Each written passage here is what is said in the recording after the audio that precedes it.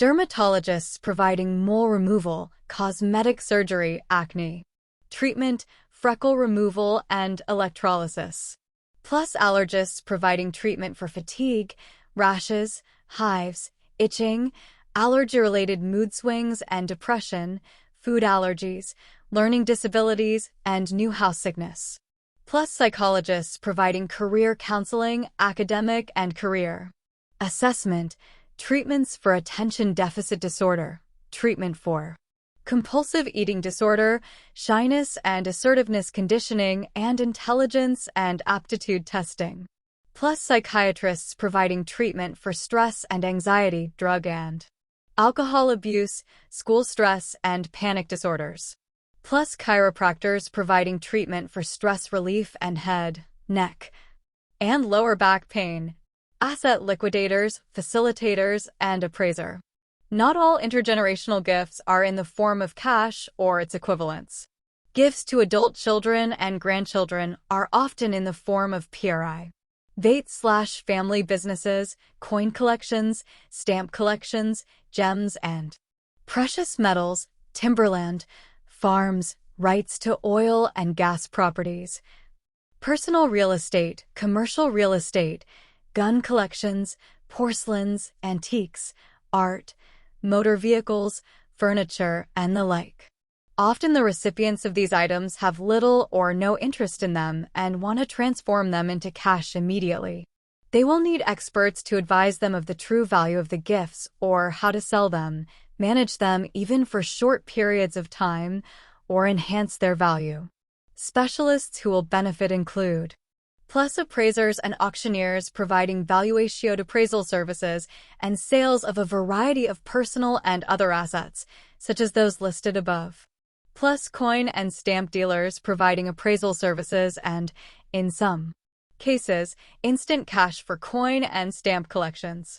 Pawnbrokers providing services at the local level, they often promote themselves as specialists in purchasing estate jewelry, diamonds, precious metals, coins, guns, antiques, china, collectibles, expensive watches, sterling flatware, and so on. Plus real estate management professionals providing property management of single/multiple family dwellings, maintenance services, rent, collection, and turnkey cleanup. Eduk ATIO WALIW STI2D OWS and profession. More than 40% of America's affluent pay for their grandchildren's private grade school and or high school tuition. Coupled with the rapid growth of the affluent population, this translates into several million students whose tuition to attend private school will be subsidized within the next 10 years. Given these facts, the demand for PRI, Vate school facilities, and private school teachers, counselors, and tutors will likely accelerate. At the same time, tuition and related expenses should increase significantly. Why? Because affluent grandparents are bidding up the cost of private school tuition. Since many of their adult children do not have to pay for the services from which their children benefit, the parents are relatively insensitive to the escalating cost of a private school education. Organizations and specialists who will benefit include plus proprietors and teachers at private schools that provide tuition-based education at the preschool, kindergarten, elementary, and high school levels. Plus proprietors and teachers in specialized areas such as music, drama, the arts, special education learning disability programs, career counseling, and tutorials for SAT and other types of entrance/aptitude tests. Professional services specialists. As stated previously, attorneys play a pivotal role in the transfer of wealth between generations. Accountants are also important in this regard. These professionals often serve as key advisors to the affluent. Advice in this context extends beyond the normal core of accounting and legal services. These professionals are relied on for their insights into how best to distribute substantial financial and other gifts to children and grandchildren. Clients often view these accountants as their first line of defense against paying substantial gift and estate taxes. They are often called upon to be co-executors of the estates of their affluent clients. It is not unusual for co-executors in these situations to receive a percentage of the estates of their clients. This is one way the affluent reward these trusted advisors for a lifetime of sage advice. Specialists who will benefit include plus accountants providing tax planning strategies, estate, trust, and gift, tax solutions, fiduciary services, business asset valuation, and retirement planning, housing specialists/dwelling products/serve. More than half the affluent population will provide their offspring with financial assistance in purchasing a home. This figure actually understates the incidence of such outpatient care because often other substantial financial gifts not earmarked for specific use are used for home purchases and chelated expenses. Those who receive home acquisition subsidies from their relatives are often less sensitive to the variations in home prices than the non-subsidized. As always, our data suggests that it is easier to spend other people's money. This trend should benefit many of those who are employed in the residential housing and mortgage lending businesses. Home acquisition subsidies typically do not negate the need for credit. Actually, parents who provide part of the purchase price of a home often precipitate the purchase of more expensive homes and larger mortgages on the part of their sons and daughters. Specialists who will benefit include plus home building contractors, plus mortgage lenders, plus remodeling contractors, renovation contractors, plus residential real estate developers, plus residential real estate agents, plus retailers of paint, wall coverings, and decorating products, plus marketers of alarm and security systems and security consultation services, providers of interior design and decorating services, fundraising COUNSELORS.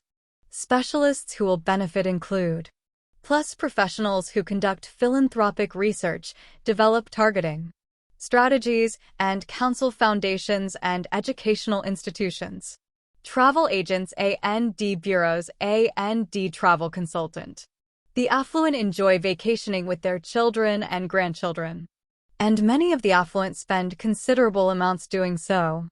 About 55% recently spent more than $5,000 for a vacation. About 1 in 6 spent in excess of $10,000.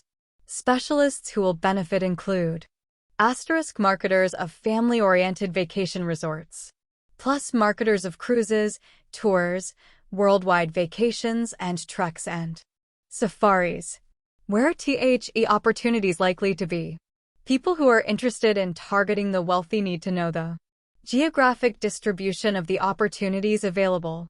Note that earlier in this chapter we provided estimates by state of the number and total dollar value of estates in the $1 million or more category. See tables 7.3 and 7-4. But keep in mind that for every estate in the $1 million or more category, there are about 40 millionaires who are still alive. Thus, for many people who wish to market to the affluent, living millionaires are the more important of the two groups. With this in mind, we have estimated how many U.S. households will have a net worth of $1 million or more in the year 2005.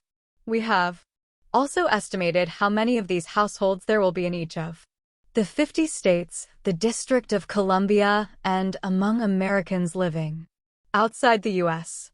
See Table 7-5. Note that California has the largest millionaire household population. In terms of concentration per 100,000 households, however, Connecticut ranks first. JOBS MILLIONAIRESVERSUSHEIR. A called. She asked the question we are most frequently asked. Who are the affluent? By now you probably can predict the answer. Most of the affluent in America are business owners, including self-employed professionals. 20% of the affluent households in America are headed by retirees. Of the remaining 80%, more than two-thirds are headed by self-employed owners of businesses. In America, fewer than 1 in 5 households, or about 18%, is headed by a self-employed business owner or professional. But these self-employed people are 4 times more likely to be millionaires than those who work for others. The reporter followed with the next logical question. What types of businesses do millionaires own? Our answer was the same one we give everyone. Oh, you can't predict if someone is a millionaire by the type of business he's in.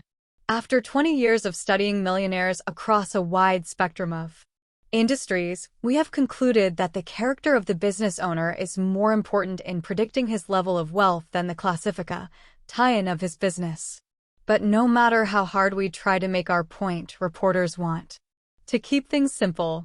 What a great story, what a great headline it would make if they could tell readers. Here are 10 businesses millionaires own. We have gone out of our way to emphasize that there are no sure steps one can take to become wealthy. Too often reporters ignore the facts. They sensationalize and twist our research findings. Yes, you are more likely to become affluent if you're self-employed. But what some of these reporters don't tell you is that most business owners are not millionaires and will never come close to becoming wealthy. We do tell reporters that some industries tend to be more profitable than others. Thus, those who own businesses in the more profitable industries tend, by definition, to realize more income.